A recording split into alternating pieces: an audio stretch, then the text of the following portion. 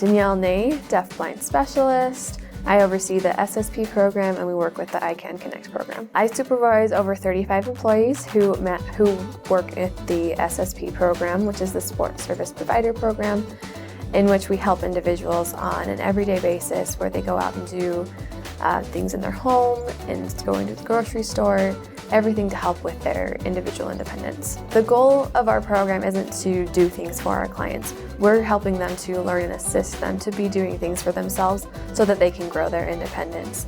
So when they're helping our clients to do things, such as we have clients that like to bake, but they can't see the measures and they can't set the oven.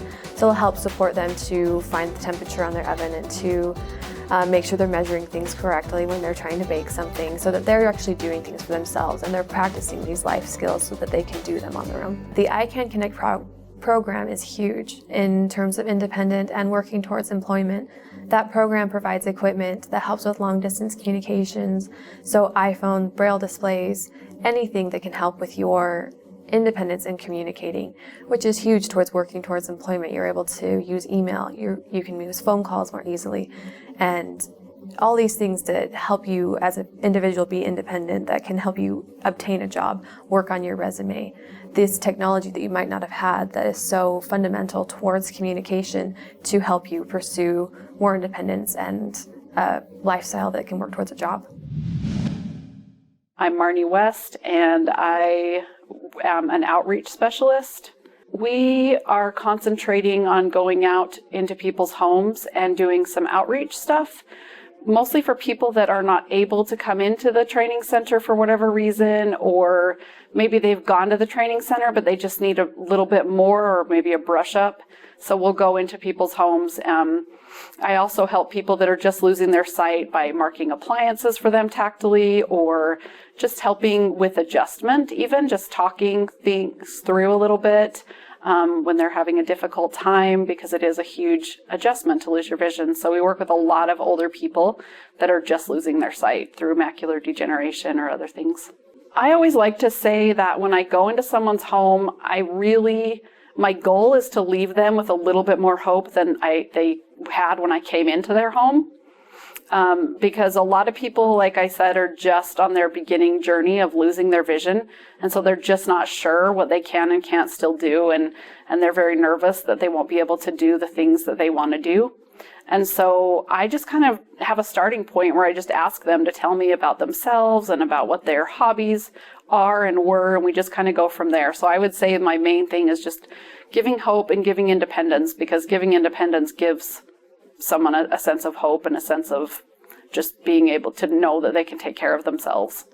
I want people to know that we're out here, that we are here to help blind adults all over Utah, and that it's not a one-time thing.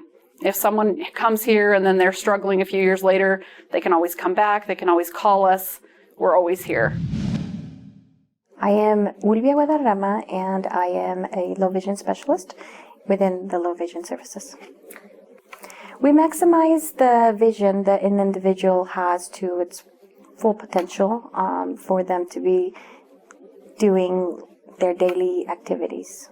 To qualify for our services, you will need to have a doctor's eye referral coming into us. It will need to be an eye exam within the last 2 years, and once we receive that referral, we will get in contact with that individual and set up an appointment for our clinic. We travel throughout the whole state of Utah, from Cache Valley to St. George. So we will go out in different areas, which is more convenient for individuals.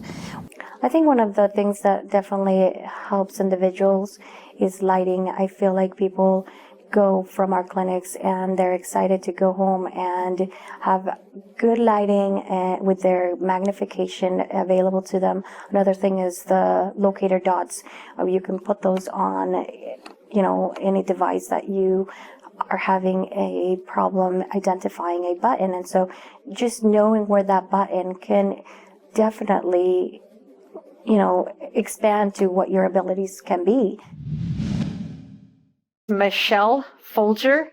I am a vocational rehabilitation counselor with the Division of Services for the Blind and Visually Impaired and also Utah State Office of Rehabilitation. Vocational rehabilitation services are designed to help the blind and visually impaired, in this case, to prepare for, obtain, gain, or retain gainful employment. So basically, we're going to help you get out into the workforce. If you've already been into the workforce and you had to leave it due to becoming visually impaired, we're going to try to help you get back out into it. There are a wide variety of services that we provide. And so my question is, tell me what it is that you're looking for, what kind of work you want to do, and then let's narrow it down from there. The intake interview usually is the time when we will encourage the clients to tell us about themselves and their disabilities and their goals and their dreams. And we just want to get to know the whole person. And then we also will talk to them in more detail about our services, what we provide, what the eventual goal that we would like to see is, what our vision is, different things like that. So it's kind of a get acquainted on both sides.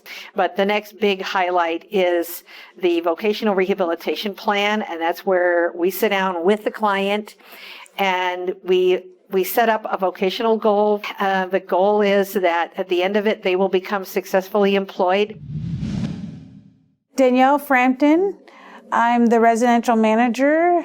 We work on helping them learn to clean, cook, any other types of skills, like if they've never vacuumed, in the apartments, they're learning all these things outside of class, and they need definitely a lot more repetition, so that way, they're ready to move on to the next thing without forgetting. What I would want a student to remember when they leave training is knowing that they are worth something, that they